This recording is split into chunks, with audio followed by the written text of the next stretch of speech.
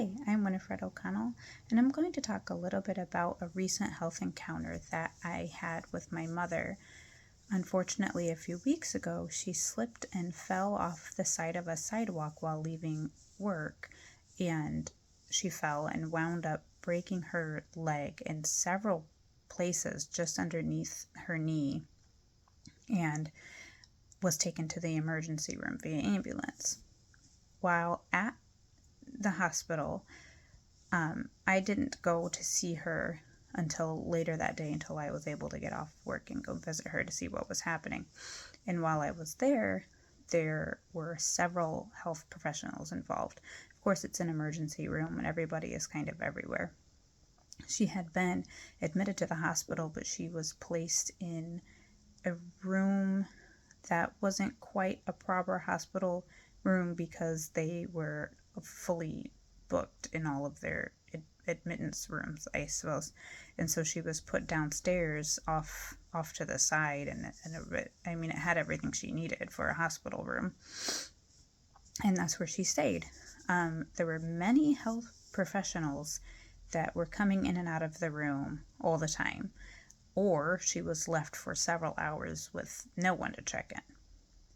While I was there, I could see 2 nurses, at least 2 orthopedic surgeons, and a handful of medical assistants who were coming in and out of the room. If there was only one medical professional involved, I think there would need to be more, because one medical professional could not do all the running around involved in figuring out care for my mom. There would need to be somebody to figure out how to treat the break in her leg. There would need to be somebody to figure out how to manage her pain. There would need to be somebody to take her to imaging, x-rays, CT, figuring out if she had injured any other area of her body, and somebody to collect samples and care for her other needs, such as eating a meal or figuring out when to bring her medications and things like that. The healthcare professionals that I saw did not seem to work very well together because there seemed to be a big lack of communication. It was almost like my mother would speak and they would sort of hear what she was saying, but they weren't necessarily taking it down or sharing the information with anybody else. She hurt her leg pretty severely, and it was very swollen, and a health care professional came in and said that her leg should be elevated. Maybe 2 minutes later, the orthopedic surgeon came in and said, no, we're not going to elevate her leg. We're going to do it after she has surgery, because then she won't have any pain when we lift her leg to elevate it. 1 minute after that, a nurse assistant came in with a wedge to elevate her leg. She said, we're going to lift your leg up. My mother said, no, the surgeon just told us we're not going to do that until she has surgery.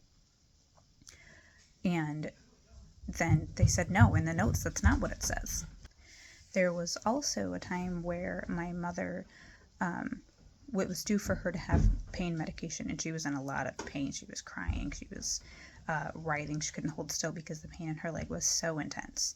And the nurse was in the hallway. I was leaving, and I happened to catch her nurse, and I said, hi, I was just wondering when my mother was going to get her dose of medicine. It was due about 40 minutes ago, and nobody's been in to come and, they want her to stay on top of her pain management, but she can't go get the medicine herself. She was wondering if somebody could come in and give her pain medicine. And the nurse said to me, I'm just not sure which pain medicine to give her.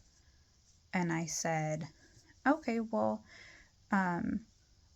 she needs something, there's something is better than no pain medicine at all. And the nurse said, she told me that one of the pain medicines she didn't like, and she told me that the other one she didn't care for. And I said, actually, what she said was that one of the medicines she didn't like because of the way it made her tired, but it didn't seem to kill the pain, and the other one she had never had before. So any kind of pain medicine that we can get for her would be beneficial so that she could actually get some rest and I don't know how long after that the nurse actually went in there to give her some kind of pain medicine for her leg. Well, I do think that there could be better communication and better listening skills in general for the hospital where my mother was staying. And that particular emergency room doesn't seem to do well. They don't have very good reviews for patient care because of similar things happening to other people where the communication just seems to be missing, and notes aren't being put in properly or read properly, and that their patient care could be just a little bit better.